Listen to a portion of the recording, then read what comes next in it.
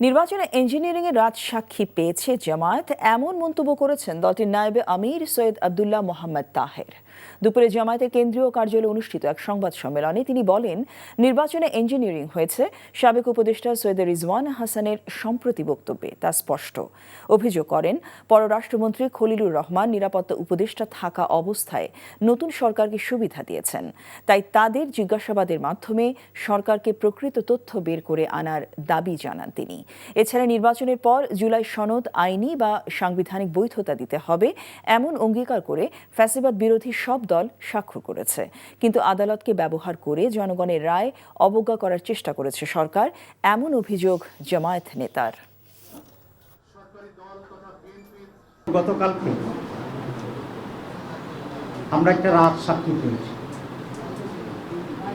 সেই রাজসাক্ষীর নাম হচ্ছে সাবেক উপদেষ্টা অ্যাডভোকেট রিজওয়ান। তিনি একটা সাংবাদিকের সাথে কথা বলে এটা প্রকাশ করেছেন যে আমরা যারা তার ভাষা নারীদের উপযুক্ত অধিকারকে নিশ্চিত করতে পারে নাই, তারা বিরোধী দলে থাকলেও আমরা কিন্তু তাদেরকে মূলধারা বা প্রধান শক্তি হিসাবে আমরা আসতে দিই।